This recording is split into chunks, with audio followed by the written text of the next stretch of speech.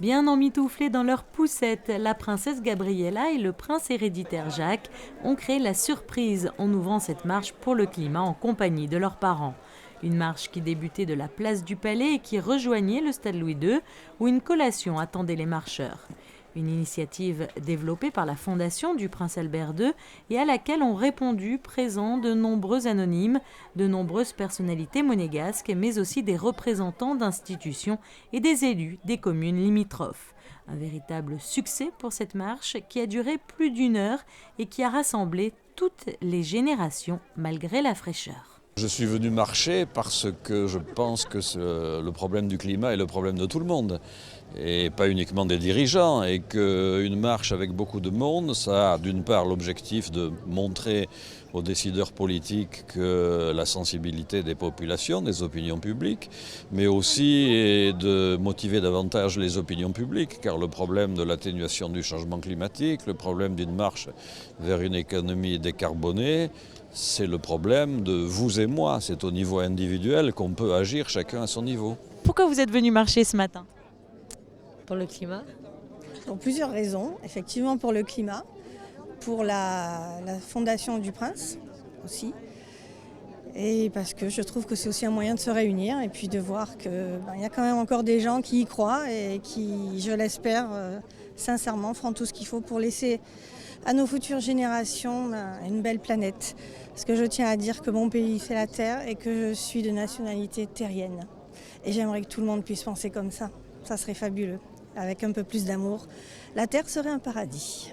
À la veille de l'ouverture de la COP 21 à Paris et organisée dans plus de 162 pays, cette marche mondiale pour le climat a réuni rien qu'en principauté plus de 900 personnes, adultes ou enfants. Tous étaient présents pour défendre la même cause. C'est pour que la terre soit bien propre et pour ne pas trop gaspiller et jeter par terre les déchets.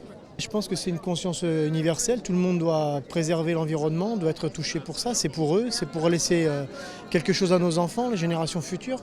Je pense que c'est très important de s'associer derrière le prince qui lui fait beaucoup de démarches dans le monde pour justement les énergies propres, l'énergie renouvelable et surtout pour la défense du climat. Je pense que c'est une conscience, comme on dit, une conscience planétaire. Il faut que tout le monde prenne conscience de ça, sinon demain, pourquoi continuer quoi.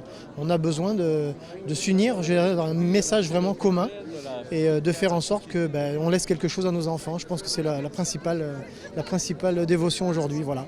Parce que l'avenir de la planète nécessite l'implication de chacune et chacun d'entre nous, la lutte contre le changement climatique est une responsabilité envers les générations futures et ne connaît aucune frontière.